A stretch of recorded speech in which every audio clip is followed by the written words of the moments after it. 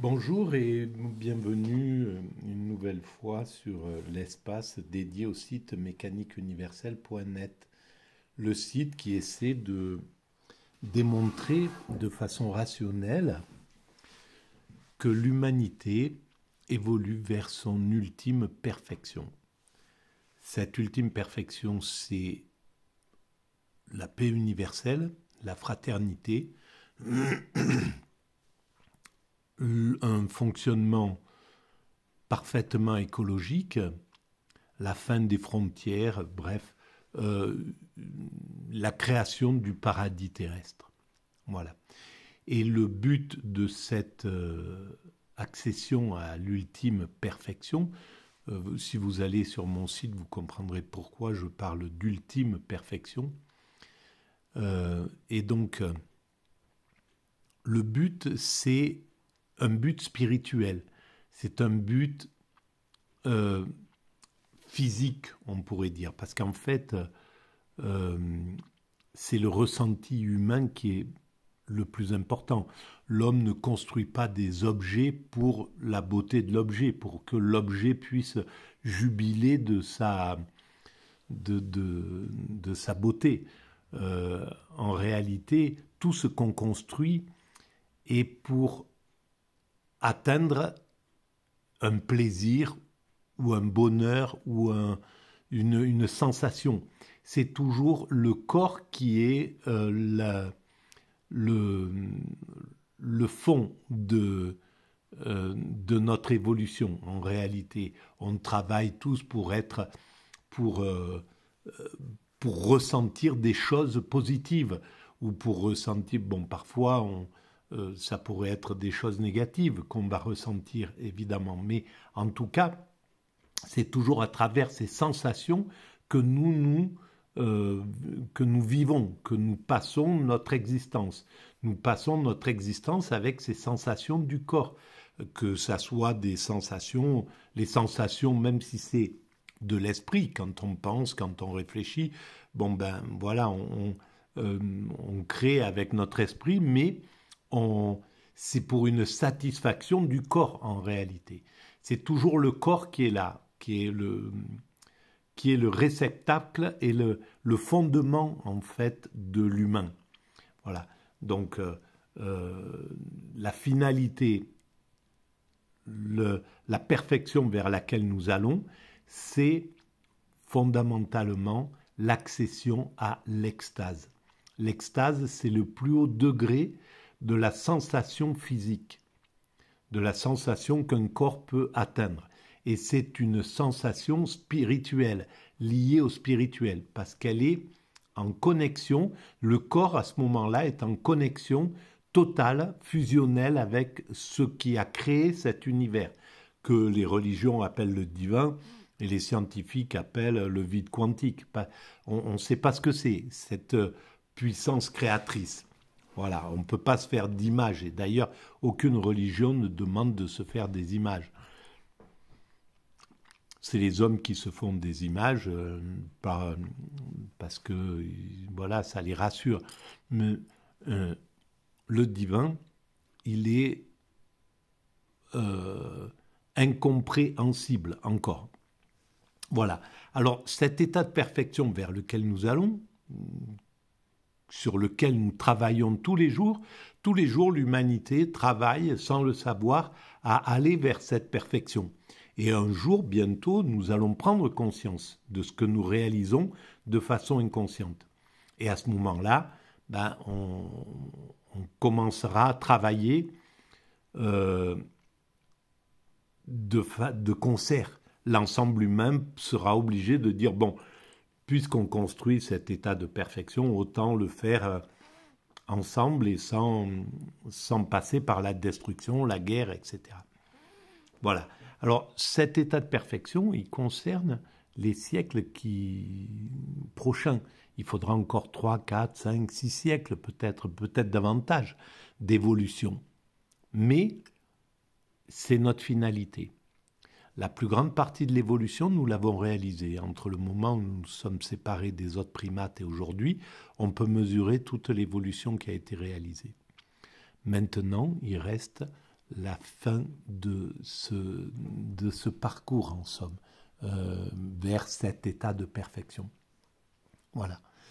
Et on y travaille, et le siècle prochain sera plus proche de cet état de perfection que nous ne le sommes. Et dans 300 ans, ou dans 400 ans, ou dans 500 ans, eh bien, les hommes auront atteint cet état de paix universelle, de fraternité, d'un fonctionnement totalement écologique, et aura surmonté toutes ces interrogations, aura compris la raison pour laquelle il y a l'humanité, plutôt que rien. Pourquoi nous sommes là plutôt qu'il n'y ait rien. Voilà. Quel est le sens de la présence de l'être humain. Alors, là, je voulais parler dans les façons d'évoluer, il y a les façons positives, on pourrait dire. Par exemple, les rencontres intercommunautaires, entre les rencontres entre les pays, par exemple les Jeux Olympiques, voilà, c'est des moments de fraternité, c'est des moments qui sont faits pour montrer que l'humanité est fédérée de façon positive.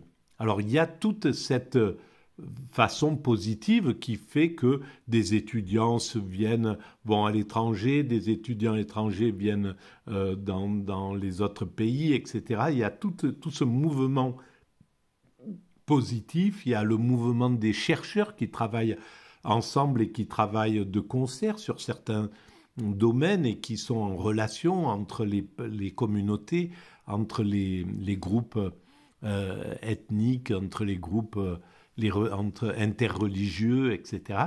Il y a un travail interreligieux qui est dense, qui est très important. Il y a des échanges internationaux, il y a l'ONU où les hommes d'État vont se retrouver, etc., sont obligés de parler, de communiquer et de se rencontrer. Voilà. Donc ça, c'est le côté positif de l'évolution. Et il y a le côté négatif. Le côté négatif, c'est les guerres, la destruction, qui font que l'humanité évolue aussi à travers cette négativité. Donc les guerres, c'est la façon de résoudre des problèmes qui ne peuvent pas être résolus autrement. Et en règle générale, les guerres, toujours, elles sont initiées par les dominants. Ce n'est pas les peuples qui réclament la guerre. C'est les dominants qui vont à la guerre, qui montent tout un tas de mécanismes pour arriver à la guerre. C'est pourquoi ces mécanismes-là sont visibles avant la guerre. Avant la guerre, il y a toute une préparation vers la guerre, instinctive, parce que c'est pas il n'y a pas d'Illuminati ou je ne sais pas ce genre de choses, de manipulation. Non, c'est des mécanismes qui font qu'il n'y a pas de solution autre que celle qui va passer par la violence. Et en fait, là, je vais essayer de montrer pourquoi ces dominants, nos dominants, l'Occident, pourquoi l'Occident ne peut pas ne pas aller vers la guerre, en somme. Pourquoi il n'a pas d'autre choix. Et en fait, ce qui l'empêche d'avoir d'autre choix, c'est la limitation de son esprit.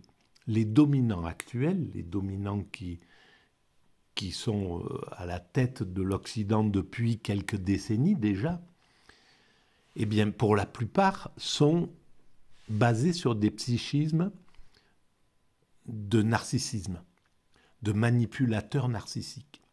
Et le manipulateur narcissique, ou le pervers narcissique, la perversion narcissique, on pourrait dire que c'est l'évolution plus douce, l'évolution douce du psychopathe.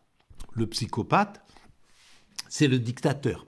C'est ce que nous avons connu dans le XXe siècle avec les Hitler, les Mussolini, les Hirohito, et puis bien d'autres. Voilà, tous ceux qui ont déclenché la guerre de 14-18, etc. Voilà, là, on avait affaire à des à des psychopathes, des gens pour qui la mort, même la mort massive, n'avait pas ne faisait pas bouger leurs oreilles en réalité, parce qu'ils ont pu envoyer au charnier des centaines de milliers, des millions d'êtres humains. S'il faut quand même se rendre compte de ça. Ils sont quoi? Ils étaient une poignée d'êtres humains à décider de ce qui allait se régler, même s'ils étaient 5000 ou 10 000 intervenants là-dedans, entre les militaires, les chefs d'État, les ministres, les dominants industriels qui ont poussé à aller vers ces guerres-là, ils étaient sur cette configuration.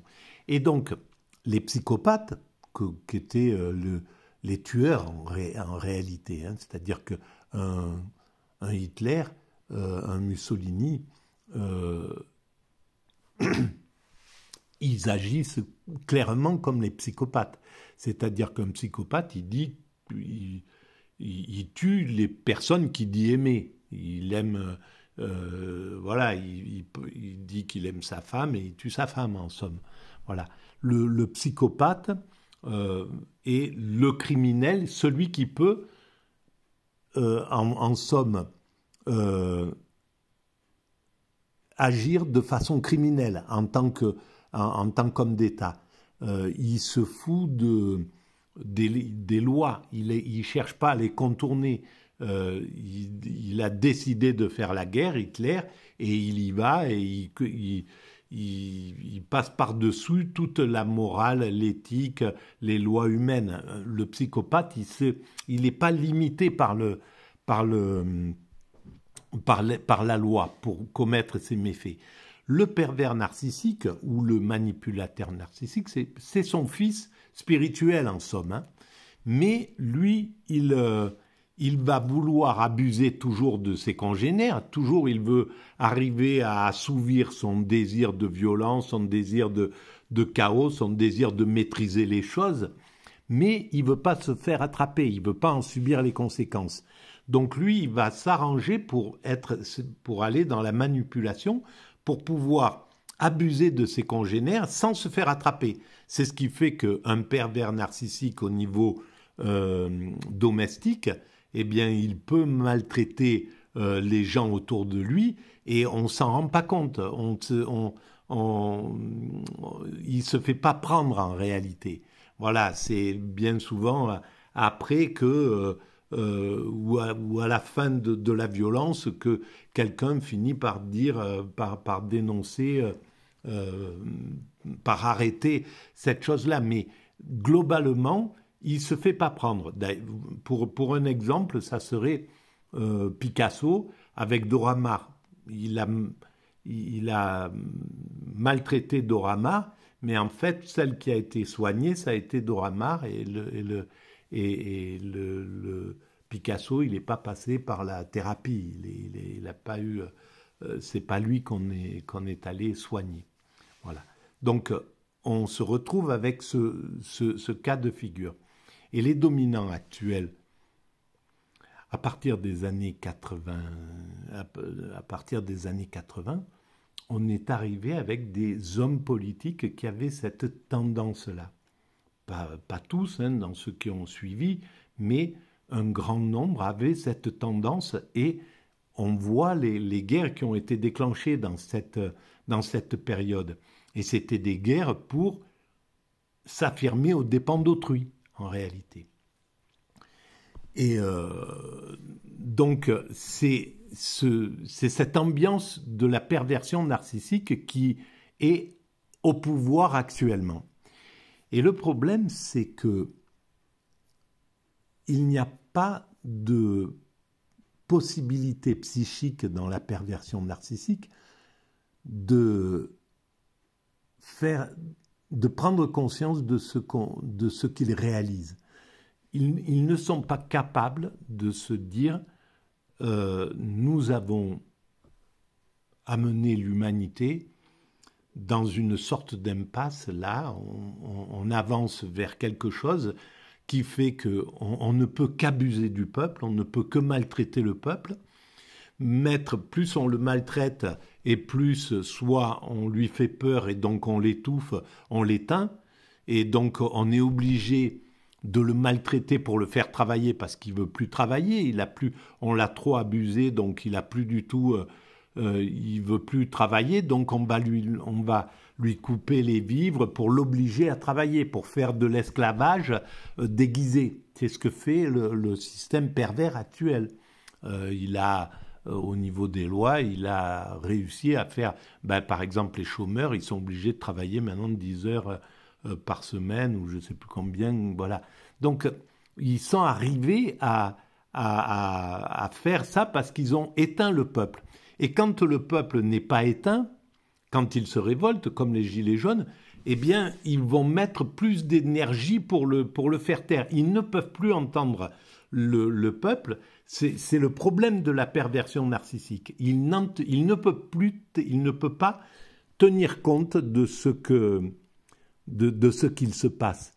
Il est dans un état de toute puissance qui fait qu'il ne comprend pas, il n'arrive pas à comprendre ce qui se passe dans le peuple, la souffrance qui est là. Donc il répond en fonction de sa psychologie et de sa pathologie, en fait. Donc le peuple se révolte, au lieu de dire qu'est-ce qui ne va pas, pourquoi vous souffrez, qu'est-ce qui se passe, on va essayer de comprendre. Non, on va lui crever les yeux, on va lui casser les mains, on va le massacrer, on va essayer de l'éteindre, on va essayer de l'étouffer. Et ils ont réussi, ils ont étouffé le truc. Et donc cet étouffement lui donne encore plus de plaisir. C'est comme le pervers narcissique quand il arrive à étouffer sa victime, qu'il n'ose plus parler, qu'il n'ose plus crier, qu'il n'ose plus se révolter. Il a une satisfaction derrière d'avoir réussi à dominer la situation. Voilà. Et donc, on se retrouve avec ce monde qui ne peut pas évoluer, qui ne peut pas faire machine arrière.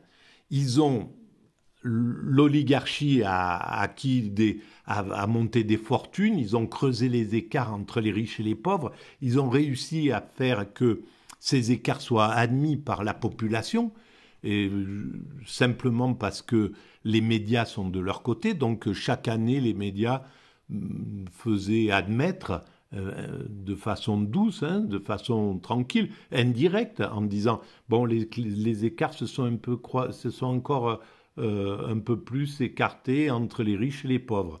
Et puis ils passent à autre chose, ils parlent d'autre chose. Donc c'est juste quelque chose qui est relaté. Il n'y avait pas de révolte, il n'y avait pas de dire mais c'est complètement injuste. Le monde, l'évolution de l'humanité, elle va vers le resserrement des écarts entre les riches, les pauvres, entre les hommes et les femmes, le resserrement des injustices. Et là, vous nous faites un monde qui régresse, qui va aller à l'extérieur. Les médias n'ont pas laissé passer les voix qui pouvaient parler de ça, qui pouvaient contester et faire que le peuple se mette dans la rue et dise non, on veut plus de ça, c'est pas l'évolution vers laquelle nous devons aller. Et chaque année, ils revenaient en disant il y avait comme chaque année disait, il y avait encore 10 morts qui sont morts de froid dans la rue. Et puis on passe à autre chose. On est à des kilomètres de la révolte de l'abbé Pierre, par exemple.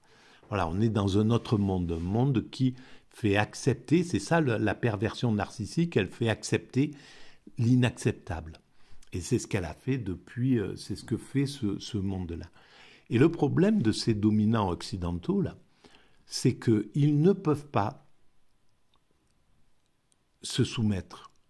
Ils sont incapables d'accepter l'égalité avec les pays émergents, avec la Chine qui réclame cette égalité. Et là, ils préfèrent se taire parce qu'ils voient que ça ne peut pas passer de façon douce. Il y a aucun... Ça fait des décennies qu'ils disent on veut sortir du monde unipolaire pour aller vers un monde multipolaire, c'est-à-dire l'égalité entre un peu partout, une autre façon d'être sur la planète, etc. Et eh ben, c'est pas possible. Les Américains veulent toujours dominer. Ils n'ont pas la possibilité mentale de dire il y a un avantage à être dans l'égalité. Ils ne peuvent pas penser cette chose-là. Comme le dominant pervers narcissique ne peut pas imaginer qu'il y a un avantage à être à égalité avec sa victime, avec sa femme, ou avec la personne qui l'opprime. Il ne peut pas. Il a besoin de se sentir supérieur. Et ces dominants, l'Occident en général en plus, hein, malheureusement, c'est quelque chose qu'on garde depuis la colonisation, depuis l'esclavage, la colonisation. Et ça a construit une mentalité bien particulière, la mentalité du colon qui ne peut pas admettre que l'autre soit à égalité. Et donc, il est obligé d'aller jusqu'au pire, c'est-à-dire se faire renverser en réalité. C'est ce qui s'est passé, les colons en Algérie, ils ne pouvaient pas accepter de dire bon ben c'est bon, on a abusé pendant un siècle, on va maintenant partir sur l'égalité. C'est les Algériens vont prendre comme ce qui s'est passé par exemple en Afrique du Sud, finir par arriver à céder ce truc-là. Mais il a fallu que la communauté internationale les boycotte pendant 30 ans pour qu'à la fin, ils finissent par voir que c'était plus possible. Ils ne pouvaient plus tenir le régime. Mais c'est pas eux qui ont choisi, c'est pas les dominants africains, c'est pas les blancs africains qui étaient là-bas qui ont dit bon, ok, on a compris, on passe sur un autre modèle. C'est parce qu'on leur a imposé. Et le patronat, il est incapable de proposer des choses, de donner des avantages sociaux sans qu'on l'y force. Et donc, et les dominants occidentaux ne sont pas capables de donner des avantages, d'aller vers l'égalité sans qu'on ne l'y force.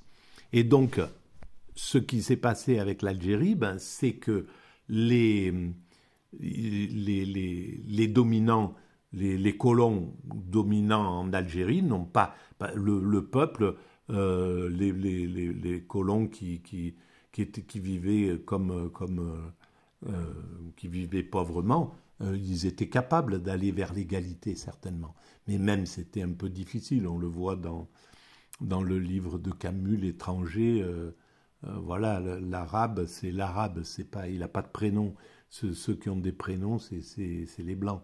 Et donc il y avait cette chose, et pourtant c'est peut-être le plus humaniste de tout ce qu'on peut voir dans cette chose-là. Peut-être pas, parce qu'il y avait quand même des gens qui étaient du côté des Algériens, des Français, des Blancs qui étaient du côté des Algériens. Et donc, ne pouvant pas changer, en somme, eh bien, l'Occident, là, il ne peut pas décider, il n'arrive pas à dire, bon, on arrête, on fait la paix avec les Russes, là, on va arrêter cette guerre, d'accord, on reconnaît que l'OTAN a toujours avancé, l'OTAN était d'une façon expansionniste, et c'est à ça qu'on reconnaît les pervers narcissiques occidentaux. Parce que l'expansionnisme, Hitler, c'était le psychopathe, c'était un expansionniste. Il voulait aller dominer, il allait vers les autres, quoi, en somme. Il n'était pas dans une guerre défensive, il était dans quelque chose d'offensif. Et l'OTAN, c'est ce qu'il a fait pendant 20 ans. Il a pas cessé d'être dans l'offensif, d'être dans la manipulation et dans le fait d'aller vers la domination. Et donc, c'est lui qui est immoral. C'est pas c'est pas l'Occident qui est du côté de la morale. C'est ce qu'on nous vend, évidemment, que nous sommes le camp du bien, etc. Mais ça n'est pas le cas, en réalité. Et c'est dans Confucius, justement,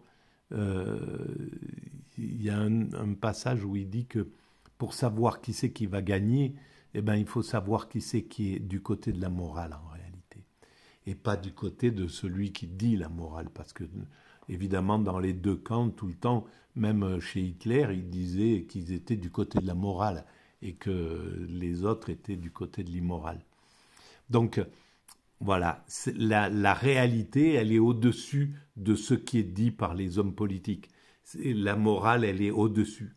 C'est quelque chose dont on doit passer par-dessus pour voir qui est dans la morale et qui ne l'est pas. Et donc, vraisemblablement, il est probable que l'Occident, ne sachant pas comment s'arrêter, cherche à aller vers le système qui va l'arrêter en réalité. Et c'est ça le problème. Le psychopathe, il va vers celui qui va l'arrêter. Et il va tuer, il va tuer, il va tuer, tant qu'on ne l'arrête pas. Voilà. Et en fait, il demande à être arrêté. Mais il ne sait pas comment faire. Lui-même, il ne sait pas comment faire. Et les dominants occidentaux, là, ne savent pas comment sortir de la nasse qu'ils ont eux-mêmes tissée en accédant à la toute-puissance. Le fait qu'ils aient éteint les médias, qu'ils se soient achetés les médias, donc qu'ils les ont neutralisés, ils n'ont plus de contre-pouvoir des médias.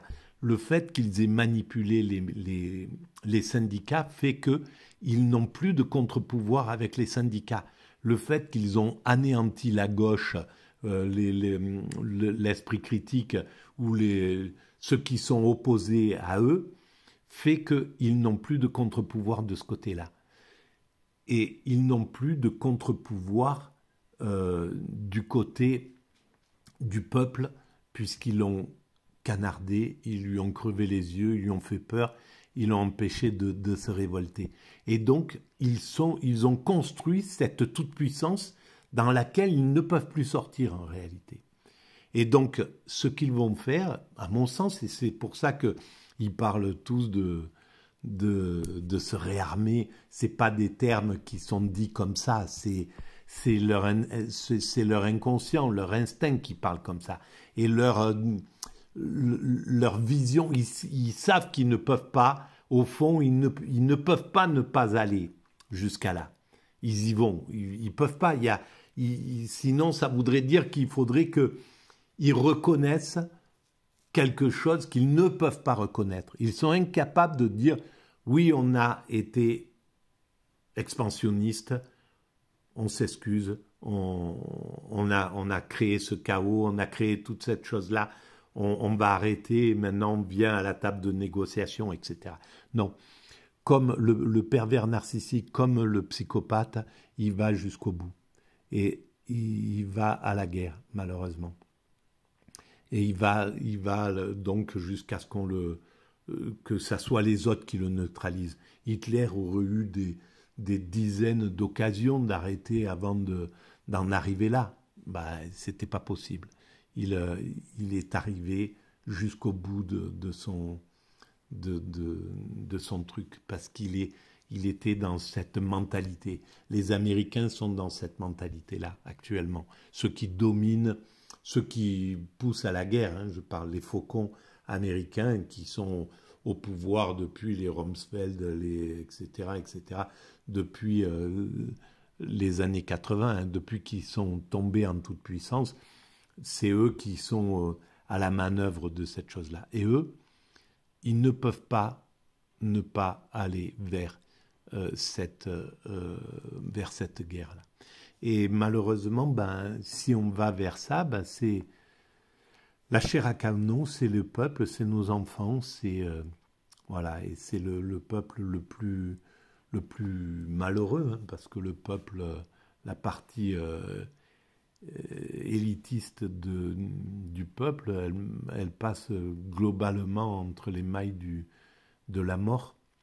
Et par contre, la majorité, elle va au casse-pipe, comme on appelait ça. Et comme on appelle ça, parce qu'on est dans une guerre à peu près similaire actuellement entre l'Ukraine et les Russes, une guerre de tranchées. Enfin bref, voilà. on risque d'arriver dans quelque chose de cet ordre-là.